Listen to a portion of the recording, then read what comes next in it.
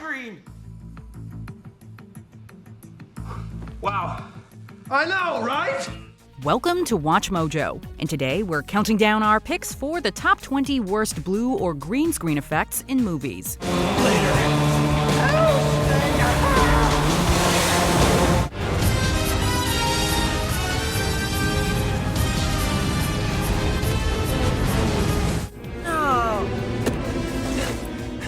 So this is where you hang out. For this list, we're looking at the compositing shots in films that looked embarrassing instead of impressive. We're basing our picks on a mix of poor blending, cartoony looks, and the comedy or cringe that arises as a result of these poor effects. Though the films we mention are not necessarily terrible, we're excluding the poorly financed world of indie flicks and B-movies, no matter how egregious their contributions may be. The government will probably give me an award for this. For creating an army of superhuman soldiers. Movies released prior to the 1990s will also not be included. Which terrible blue or green screen effects had you shaking your head or dying of laughter? Let us know in the comments. Number 20. Dinosaur Stampede, King Kong. Christ.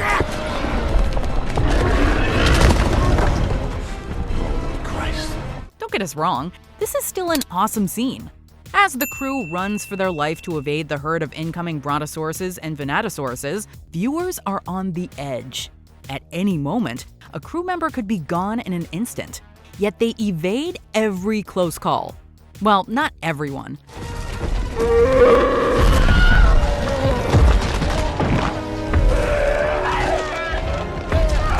Unfortunately, there are certain moments throughout the scene when the use of green screen is obvious, which in turn takes away some of the realism of the chase.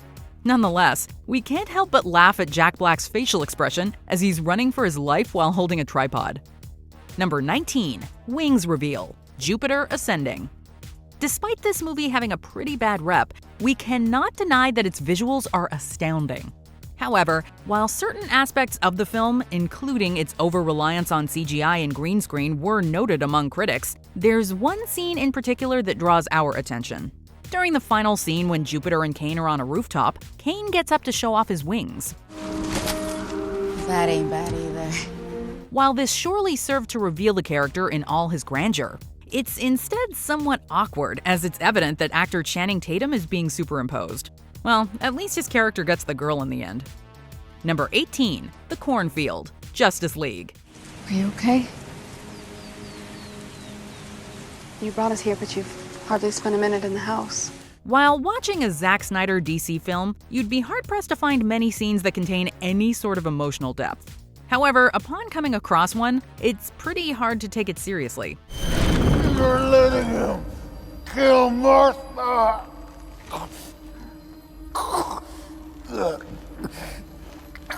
What does that mean? Why did you say that name? Case in point, the scene in Justice League when Lois and Superman are reunited, which takes place in a cornfield. Although the tension between both characters is evident, viewers can't help but feel distracted by what is clearly not a real cornfield. The sky, the obvious outline of actors Henry Cavill and Amy Adams, and even the field itself just show how constructed the scene truly looks. Number 17. Snake Chase, Gods of Egypt. Although we can probably make an entire video about why this movie was an absolute disaster, we're going to focus on the topic at hand. While journeying across Egypt, both Horace and Beck are greeted by some ginormous snakes.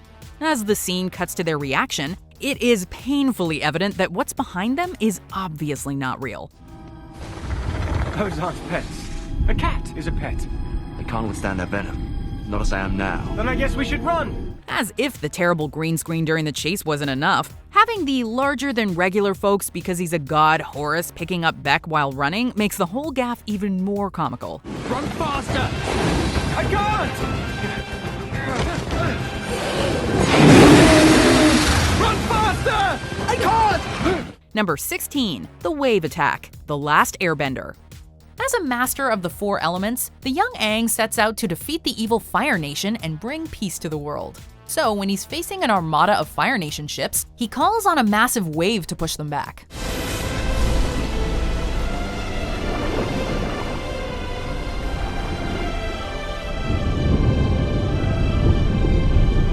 Though the wave that Aang releases looks quite majestic, the soldiers on the boat have delayed reactions to the oncoming water. The worst perpetrator, however, is a man who attempts to touch the wave, despite there being a large distance between them in the shot.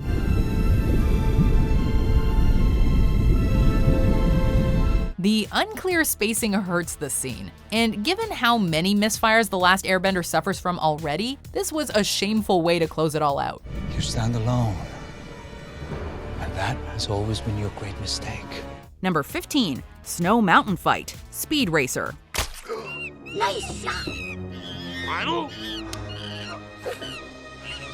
Get that monkey! Speed Racer, along with his family and friends, find themselves taking on a group of thugs head-on. But the accelerated pace of the brawl highlights the composited backgrounds, resulting in the camera movements transforming the mountains into poorly layered photographs. The lack of natural focus and interaction between the actors and their environment only worsens the already lackluster immersion of the effects. While Speed Racer is a fairly comedic film up to this scene, the fight's zany choreography transforms the picture from a fun homage to a painful watch. Looks like another change of plan.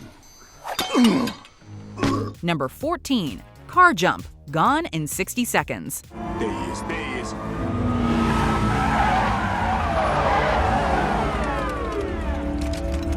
Get out of the car, man!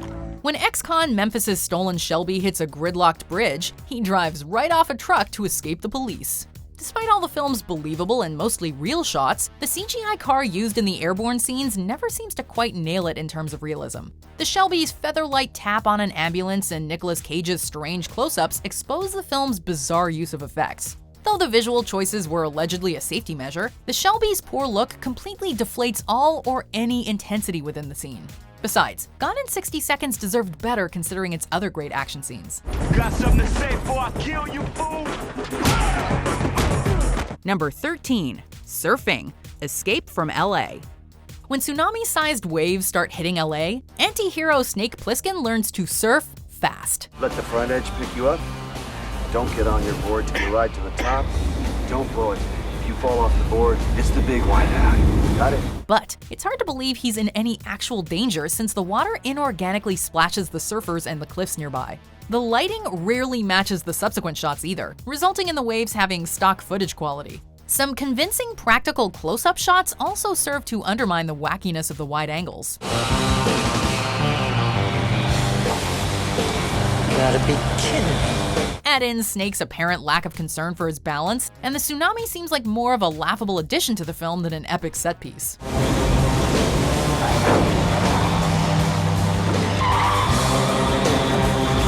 Number 12, Suits and Space, Green Lantern. My face is just getting warmed up.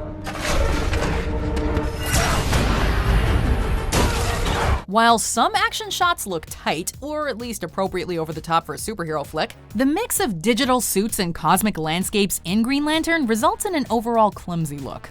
As Hal learns to use his powers, it often appears as though Ryan Reynolds' head is cut into the scene. But the worst moment of all comes when Jordan fights Parallax.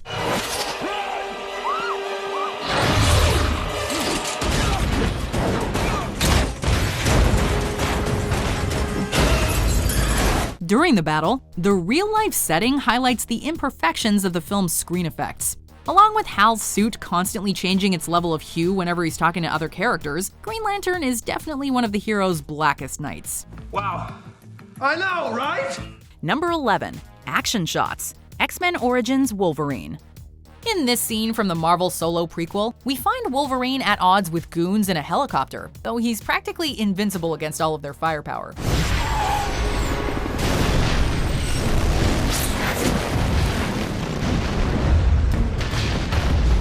When the helicopter fires missiles at him, Hugh Jackman doesn't even seem to be within radius of the ensuing explosion thanks to the movie's weird green screening. Much of this helicopter fight becomes comedic since the vehicles and actors all appear pasted into the scene.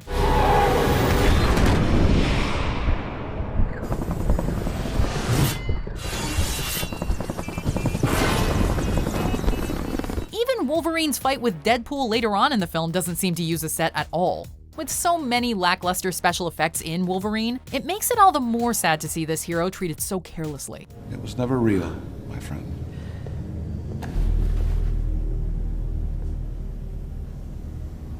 It was real for me. Number 10. The Chase, Alien 3. Trapped on a prison planet with another xenomorph, Ellen Ripley works with fellow prisoners in an effort to capture it. When the creature does appear, however, the audience is treated to some embarrassing shots of it in action. Though the monster looks accurate to the original, it is so terribly edited into the scene that viewers can see tints of green composition on it.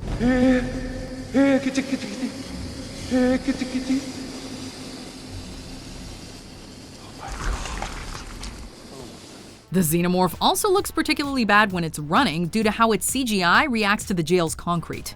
In an arguably terrifying chase, these angle shots of the alien kill any tension that was built leading up to that point. It's also hard to reconcile this kind of sloppy work with all the great xenomorph costumes in earlier films and Alien 3 itself.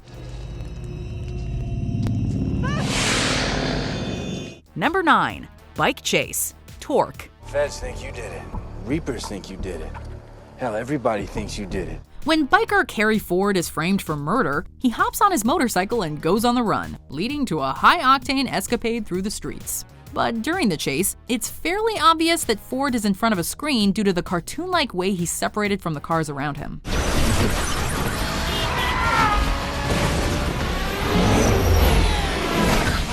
He moves so fast in several shots that it looks as though pictures of bikes are being inserted into street footage.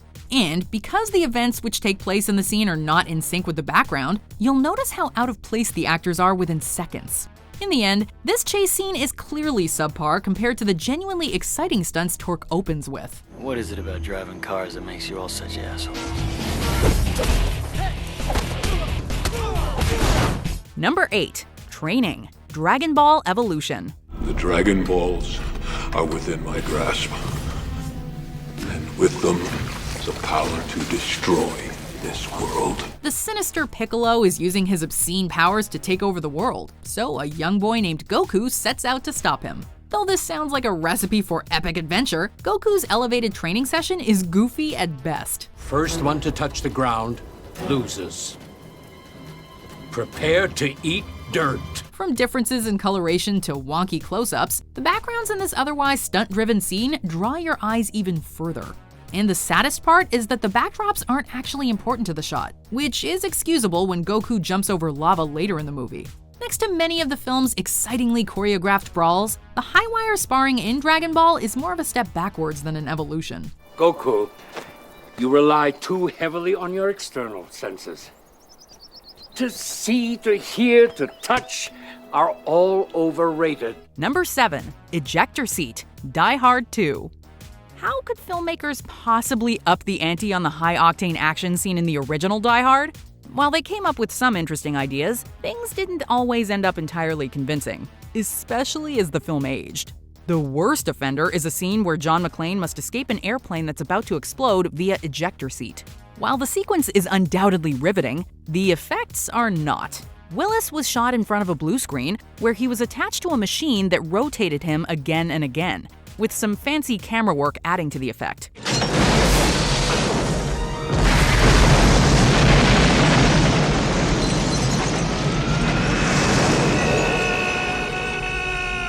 Willis grimaces admirably, but the effort to superimpose that image over that of a previously exploded plane let him down. Number 6. Tsunami Surfing Die Another Day. Made in an era when filmmakers had begun to increasingly rely on digital effects, this 20th entry in the James Bond franchise fell victim to the more is less rule. The scene in question sees Bond trying to escape a giant wave created by the Icarus satellite by kite surfing his way around glaciers and more.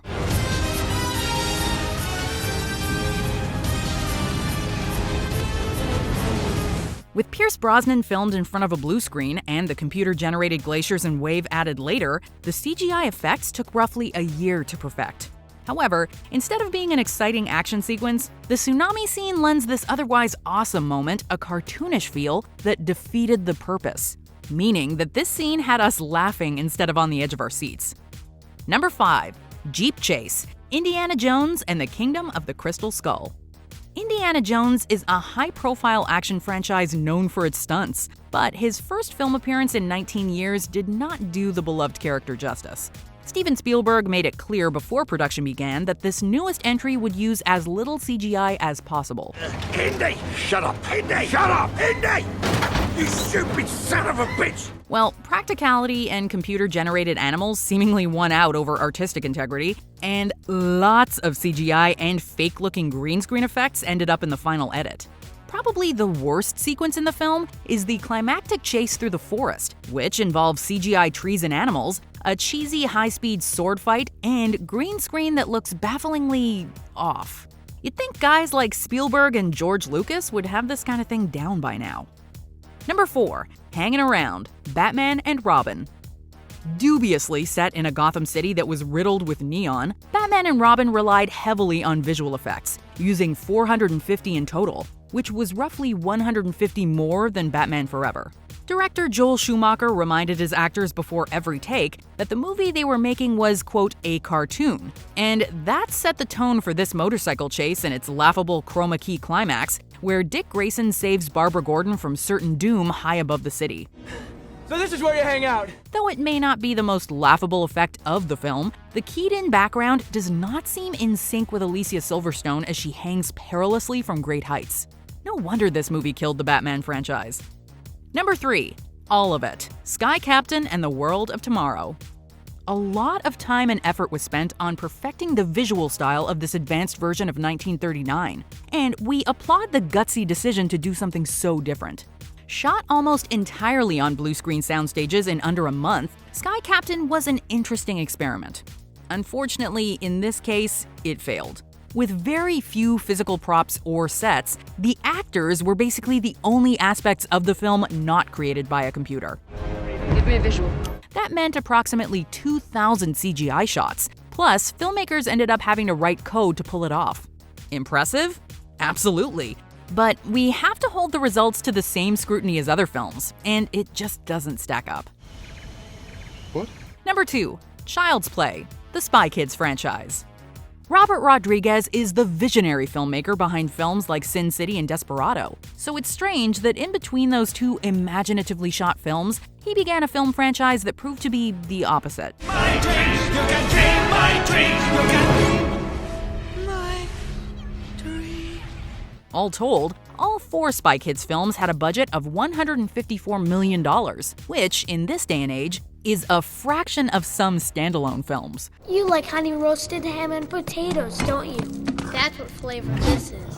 But according to Rodriguez himself, quote, creativity, not money, is used to solve problems. This is cool.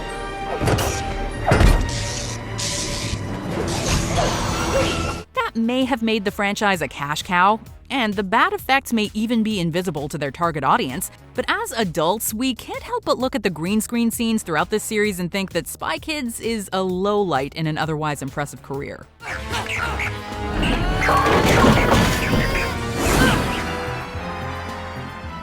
Before we continue, be sure to subscribe to our channel and ring the bell to get notified about our latest videos. You have the option to be notified for occasional videos or all of them. If you're on your phone, make sure you go into your settings and switch on notifications.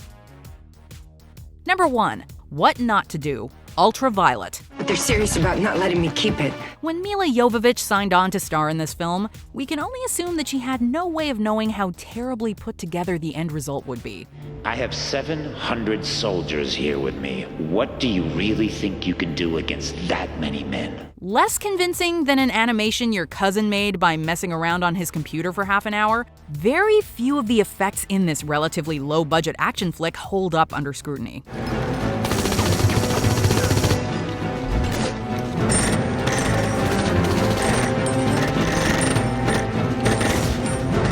While the library fight is certainly painful to watch, it's the sequence where a motorcycle drives up the side of a building that stands out the most.